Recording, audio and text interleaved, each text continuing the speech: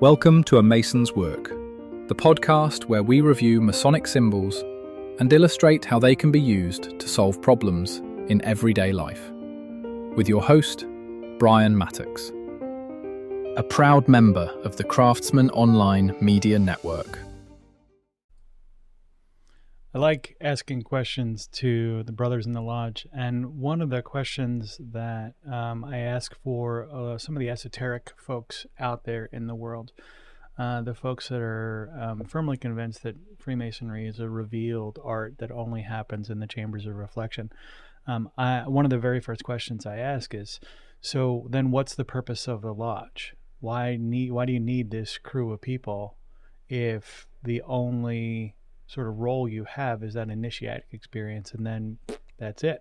So when you understand the craft a little bit better, you understand that there's a difference between the map and the territory.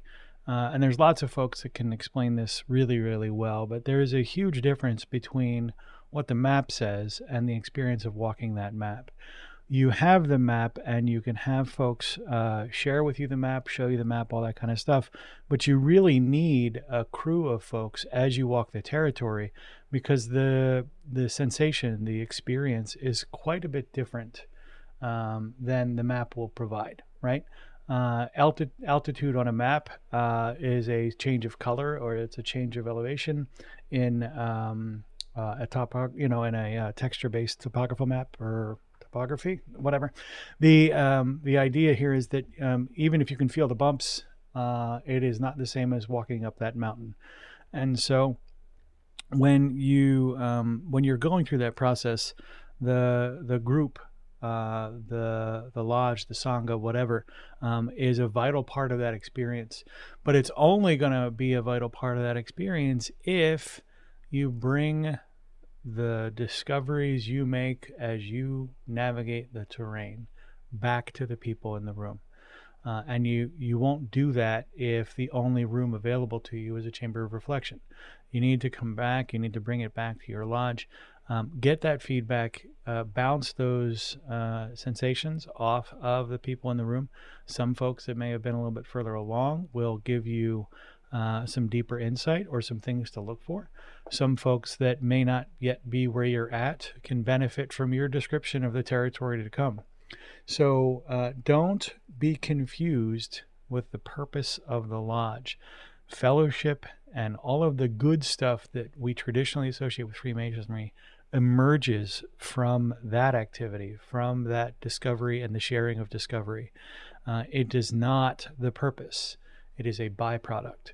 And so if you continue building strong relationships in the lodge by sharing this information, all of the good stuff that you're looking for in that lodge experience will come out of that. The views represented in this podcast are those of the speaker alone and are not representative of any grand or subordinate lodge.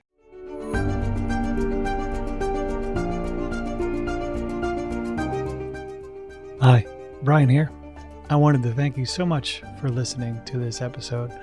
If you have any suggestions or guidance for further episodes you'd like to see or hear, whatever the case may be, please don't hesitate to reach out to me at amasonswork.com, and we will try and incorporate your suggestions into a future recording. Thanks.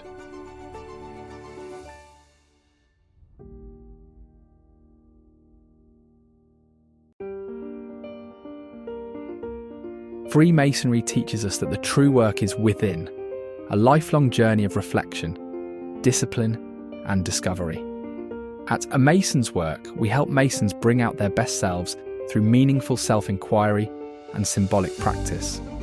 From personal reflection to lodge engagement, we offer tools that turn symbols into action. Visit us at amasonswork.com. The work is within. The time is now.